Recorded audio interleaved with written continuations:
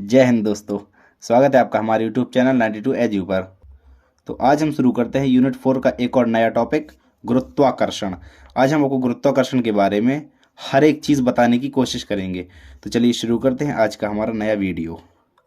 तो सबसे पहले हम जानते हैं न्यूटन्स लॉ ऑफ गुरुत्वाकर्षण, मतलब गुरुत्वाकर्षण का नियम।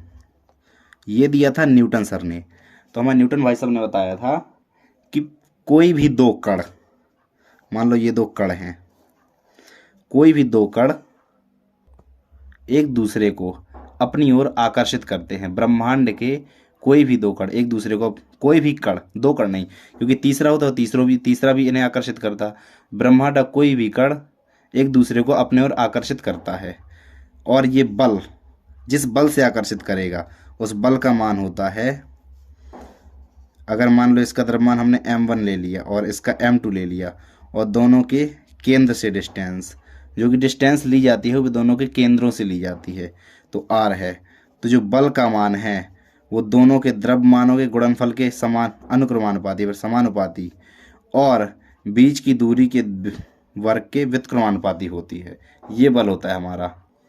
तो न्यूटन सर ने बताया था कि किन्हीं दो कणों के बीच लगने वाला आकर्षण बल, आकर्षण बल, ध्यान दीजिए ये कौन सा है, एक बल है, ये जो बल है ये आकर्षण बल है। ओके। तो किन्हीं दो कणों के बीच लगने वाला आकर्षण बल उनके द्रव्यमानों के गुणनफल के समानुपाती तथा उनके बीच की दूरी के वर्ग के व्युत्क्रमानुपाती होता है। ये समानुपाती और व्युत्क्रमानुपाती, और इसकी दिशा दोनों कणों को मिलाने वाली रेखा के अनुदिश होती है। दोनों कणों के मिलाने वाली रेखा के अनुदिश होती है। अब मान लो इस तरफ कोई बल है, इस ये कण पहला ही दूसरा हो गया, तो F12 इस तरफ, और इसकी डायरेक्शन F21 ऐसी होगी डायरेक्शन। दोनों की डायरेक्शन अलग अलग, ठीक है। इस कण के कारण इस पर बल इतना लगेगा और दूसरे के कारण पहले पर बल इतना लगेगा। ओके। और इन दोनों की डायरेक्शन अलग अलग दिशा में होंगी। अब अगर ये जो हमारा है इसे हम मिलाकर लिखें तो मिलाकर कुछ इस प्रकार से, F proportional to m1 m2 upon r square, दोनों को एक साथ हमने लिख दिया। अब जब प्रोपोर्शनल का साइन हटता है तो इक्वल टू आता है, और जब इक्वल टू आते तो कोई ना कोई कांस्टेंट ज़रूर आता है। तो यहाँ पर कांस्टेंट आता है capital G, m1 m2 upon r square, ठीक है। और स्मॉल g क्या होता है, ये कहलाता है सार्वत्रिक गुरुत्वाकर्षण नियतांक। इसे कहते हैं सार्वत्रिक गुरुत्वाकर्षण नियतांक। और इसकी वैल्यू जो होती है स्मॉल जी की, ये होती है 6.67 इंटू 10⁻11 न्यूटन पर meter square, newton into meter square पर किलोग्राम स्क्वायर इंटू मीटर, ठीक है। न्यूटन इंटू मीटर स्क्वायर पर किलोग्राम स्क्वायर, ये इसका ऐसे यूनिट होता है, और ये इसकी वैल्यू होते हैं ये कैपिटल जी की वैल्यू। और कैपिटल जी स्मॉल जी वो दोनों अलग अलग चीज़ें हैं। कैपिटल जी होता है सार्वत्रिक गुरुत्वाकर्षण नियतांक, और स्मॉल जी होता है गुरुत्वीय त्वरण, एक्सेलरेशन ड्यू टू ग्रेविटी। ठीक है, क्लियर है, यहाँ तक क्लियर हो गया होगा। अब इसके बाद इसकी कुछ चीज़ें पढ़ते हैं इस बल के बारे में। तो सबसे पहली चीज़ क्या है, आकर्षण बल है, ठीक है, पहली चीज़ आकर्षण बल है। दूसरी ये सेंट्रल फोर्स है। तीसरी कंजर्वेटिव फोर्स है, मतलब संरक्षी बल है, केंद्रीय बल है, ठीक है।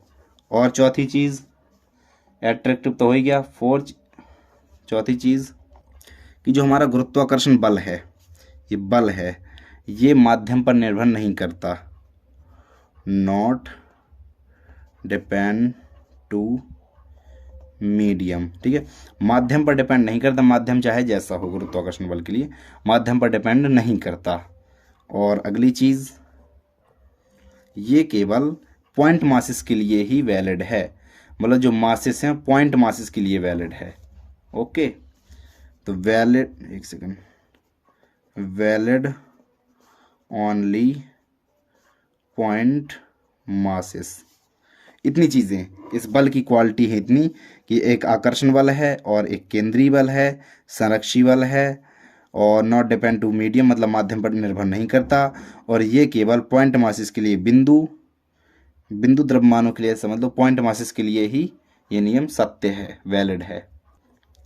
और चूंकि आप जानते हैं बल, गुरुत्वाकर्षण बल F, बल क्या है, एक सदिश राशि है, ये एक वेक्टर क्वांटिटी है।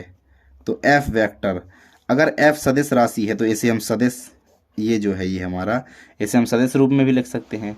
तो सदिश रूप में इसे हम किस प्रकार से लिखेंगे, इसे लिखेंगे हम माइनस जी, माइनस बता रहा हूँ, M1 M2 upon R square R cap. यहाँ पर माइनस, एक सेकंड, ये माइनस होता है कैपिटल स्मॉल, क्योंकि डायरेक्शन इन दोनों की अलग अलग। यहाँ पर अगर हम बात करें F12 तो F vector 12 equal to minus F vector 21, कुछ इस प्रकार से होता है, इसलिए यहाँ पर माइनस आता है, क्योंकि यहाँ पर जो पॉइंट मासेस के कारण एक दूसरे पर जो बल लगता है वो बराबर और अपोजिट डायरेक्शन में होता है। ओके, क्लियर है। तो अभी तो बात हुई दो द्रव्यमान जब दिए होते हैं तब की। अब अगर हमारे पास खूब सारे द्रव्यमान दिए हैं, मान लो एक यहाँ है, यहाँ यहाँ यहाँ, ऐसे काफ़ी सारे दिए हैं, इसे M1 M2 M3 M4 और यहाँ पर कहीं Mn, ठीक है, Mn मान लो। तो अब यहाँ पर टोटल जो बल होगा, जो नेट फोर्स होगा वो कितना होगा, तो इसके लिए एक फॉर्मूला होता है F नेट, जो नेट फोर्स जितना भी होता है NET, ठीक है, F नेट, नेट फोर्स, इसके लिए एक फॉर्मूला होता है F vector Mn M1 plus F vector Mn M2 plus dot dot F vector Mn M n-1। n-1 क्यों आया, क्योंकि n-1 मतलब जो nवां कण है हमारा उससे एक पहले वाला कण, क्योंकि कोई कण स्वयं पर बल नहीं लगाता, ये nवां कण है, ये दूसरों पर बल लगाता है, कोई कण स्वयं पर बल नहीं लगाता, इसलिए n-1 आया है, इसलिए Mn नहीं Mn-1 आया है। ओके, अब आगे, अब चलिए इसके कुछ छोटे छोटे न्यूमेरिकल्स लगाते हैं। जैसे एक न्यूमेरिकल्स आपको दे दूं कि कोई पिंड है, एक ये है, इसका द्रव्यमान 5 किलोग्राम है और इसका 10 किलोग्राम है, दोनों 10 किलोमीटर की दूरी पर स्थित हैं, 10 किलोमीटर दूरी पर स्थित हैं, ठीक है। तो इन पर गुरुत्वाकर्षण बल का मान क्या होगा, F बराबर G M1 M2 बटे आर स्क्वायर, यहाँ से आप निकाल लोगे इसका, ये तो सिंपल है। अब अगर एक कॉन्सेप्चुअल क्वेश्चन जो SC वर्मा में है, तो ये है कि एक यहाँ पर आपके पास ये द्रव्यमान है और एक ये है, और दोनों के केंद्रों से डिस्टेंस है स्मॉल r, ठीक है, और दोनों का द्रव्यमान m और घनत्व रो है, मतलब आइडेंटिकल बॉडीज़ हैं, दोनों ही एक समान, बिल्कुल दोनों गोले जो हैं एक समान है, एक जैसे हैं बिल्कुल। तो अब इनके बीच गुरुत्वाकर्षण बल जो F का मान है, F का मान वो किसके प्रोपोर्शनल होगा, ठीक है। ऑप्शन आर स्क्वायर, दूसरा 1/r², तीसरा r की पावर 4, या फिर चौथा 1/r4, ठीक है। ये है आपके पास ऑप्शन। अब अगर आप इसे देखें, प्रोपोर्शनल 1/r² के प्रोपोर्शनल है तो आप इसे तुरंत सही का टिक मार देंगे, लेकिन ये नहीं है, ठीक है, ये नहीं है। अब चलिए हम देखते हैं तो फिर क्या है इसका आंसर। सबसे पहले यहाँ पर द्रव्यमान नहीं दिया है, द्रव्यमान कितना है ये हमें पता ही नहीं है, तो द्रव्यमान हम निकालते हैं उस फॉर्मूले के लिए। द्रव्यमान का सूत्र क्या होता है, देखो दोनों तो सेम है, तो फिर M1 M2 की जगह हम m² भी ले सकते हैं, बिल्कुल ले सकते हैं।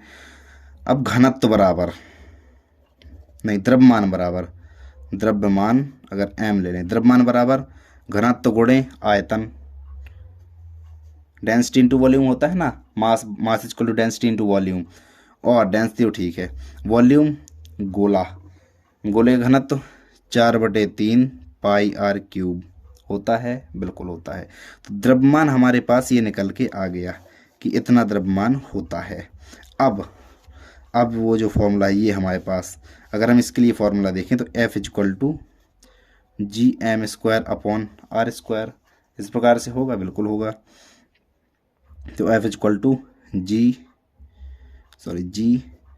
रो 4/3 πr³ का whole square upon r², clear है।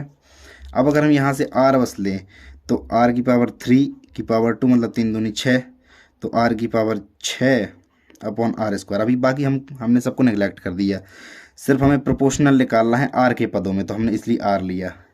तो स्क्वायर से 6 खत्म, r की पावर 4, तो f प्रोपोर्शनल टू r की पावर 4। तो आंसर हमारा हो जाएगा तीसरे नंबर वाला। क्लियर है? ऐसे लगाने इसके न्यूमेरिकल्स, और भी अच्छे अच्छे न्यूमेरिकल्स हैं। तो अभी हमने इस वीडियो में क्या क्या पढ़ा? गुरुत्वाकर्षण का नियम जो न्यूटन सर ने दिया था, और ये नियम ये था कि ब्रह्मांड की प्रत्येक वस्तु, प्रत्येक कण एक दूसरे को अपनी ओर आकर्षित करते हैं, और वो जो आकर्षण बल का मान होता है वो दोनों के द्रव्यमान के गुणनफल के अनुक्रमानुपाती और दोनों के बीच की दूरी के वर्ग के व्युत्क्रमानुपाती होता है। और ये एक आकर्षण बल है, एक केंद्रीय बल है, कंजर्वेटिव फोर्स है मतलब संरक्षी बल है, और वगैरह इतनी चीज़ें बताएं। और कैपिटल जी की वैल्यू आप हमेशा याद रखिए, इतनी होती है, बहुत ज़रूरत होती है इस वाले कैपिटल जी की वैल्यू। और जो इस पूरे का मेन फॉर्मूला है वो है ये F equal to G m1m2 upon R square, ये है मेन फार्मूला जो है। और इसके बाद हमने ये पढ़ा सदिश, कि सदिश के पदों में ऐसा होता है, क्योंकि सदिश राशि और सदिश के पदों में लिख सकते हैं। और अगर बहुत सारे हमारे पास मासेस दिए हैं तो उनके लिए एक ये नियम होता है हमारा। क्लियर है? और कुछ हमने न्यूमेरिकल्स पढ़े। तो गाइज इस वीडियो को यहीं पर एंड करते हैं, मिलते हैं एक और नए टॉपिक के साथ। Thank you so much, bye bye.